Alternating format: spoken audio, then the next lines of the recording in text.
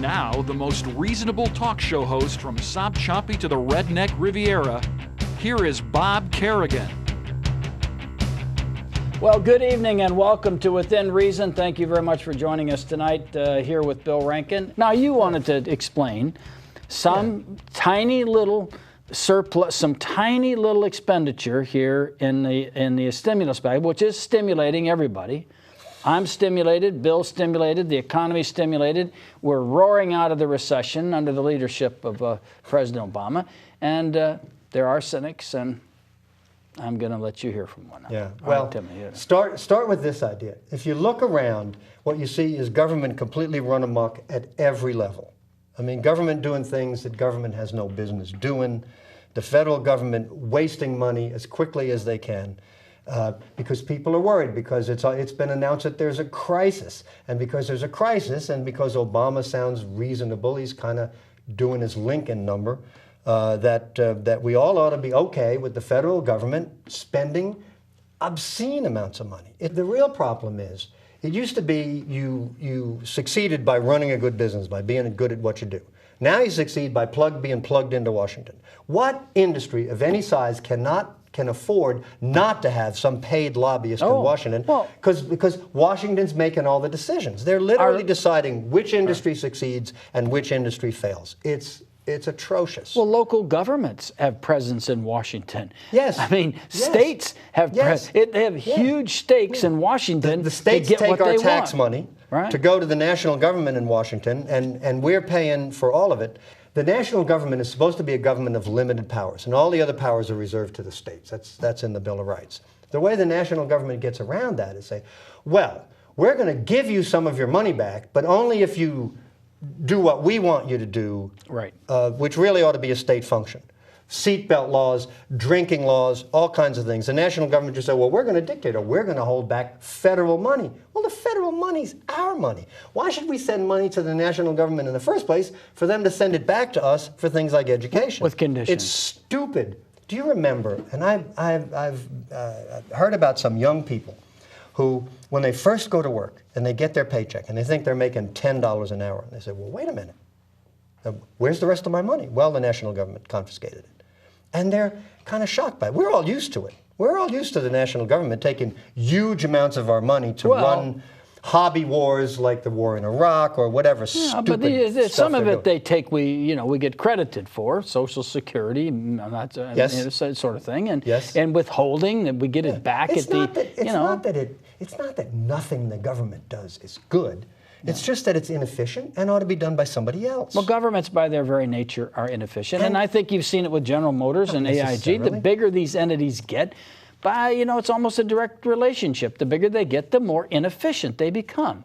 And eventually they crumble and fall apart, and they break up into little pieces, and then they come back together again. Problem with the government is it keeps growing, and nothing breaks it up. Right. Nothing, okay? The word earmarks has now gotten, now it leaves a kind of a bad taste in people's mouths. So here, we're going to hear from Nancy Pelosi. Here's the solution. Not get rid of earmarks. Let's change the name. This is our Bob's.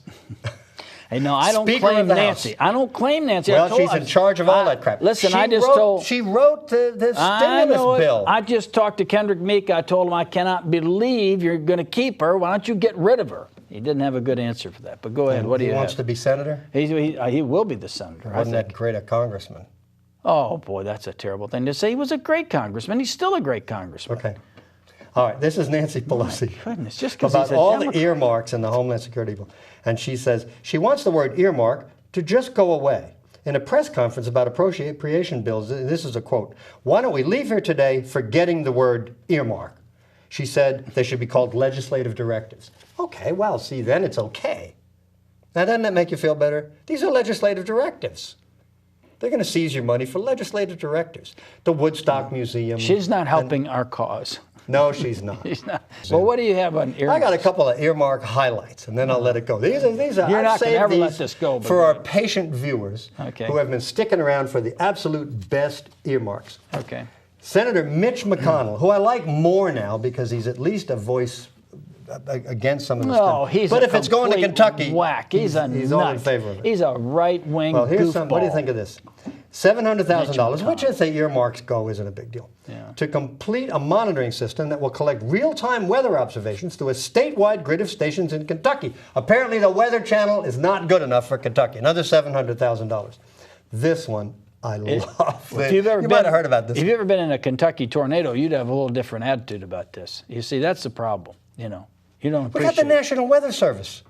Why do we have specific Kentucky monitoring systems? This somebody who's been kind to Senator McConnell is probably going to make out pretty good on this. Do you think? Boy, you're a cynic. That's what's going on. You're so cynical. Yeah, it's They're bad just for trying your to blood protect pressure, us. but it predicts human behavior and is very accurate in predicting the trying to behavior help of our people public servants. look out for the weather. They're trying to help. Go on. What's your next one? Okay, this is good, and this is an important service. Yeah, it is. It's only a $200,000 request. California Representative Howard Berman, for the Providence Holy Cross Foundation Tattoo Removal Violence Prevention Program in Mission Hills. It's time for a pork removal program. So they're thinking if you remove the tattoos, it'll reduce the violence. That's kind of the justification for it. So now they're going to confiscate. You got any tattoos? You don't have to answer that. But if you do have tattoos, help is on the way. If your congressman is well enough connected, there could be a tattoo removal program coming to a nonprofit near you funded by our tax money. Did you find any earmarks you thought were good in the list that you've reviewed? I know. I don't like the concept of earmarks. I'm sure there are earmarks that are doing good. Why don't you call them legislative directives and get to the Why doesn't Nancy just mandate the proper lingo? The government's taken over everything else. Maybe she will. People like you. They'd be fined for... you need to be re-educated in our way of thinking now. Right. Okay, you need to be re-educated. You can't deny the You're not getting global warming. Well, nobody can deny it that's got any sense, but there are a few people who think all this is just happening by itself because God wants to punish everybody. The earth is warming. The earth warms and cools. The earth is warming. Maybe mankind's activity has something to do with it. They can't measure it very accurately, and they sure cannot predict what's going to happen 30 years from now. We've proved that time and again. They can't do it. But yet, we're going to, well, fortunately, I mean, the Obama administration proposed this ridiculous extra tax on the productivity of American industry. Apparently that is dead. I hope it never comes back. I happen to agree with you about that. I think that is wrong. It doesn't make any sense. It's not good policy. It puts us at just raising more taxes. Economic disadvantage. Economic disadvantage. Of course. And what we have to do, and locally we're working on this now. We have to change the way we all think about government. The real issue, the question is it an essential service of local government that can only be provided by local government? And then is it done in the most efficient, effective way possible with the least cost to taxpayers? That's the test. We have all these programs, even locally, that have no basis in connection. What about the government building and funding a civic center?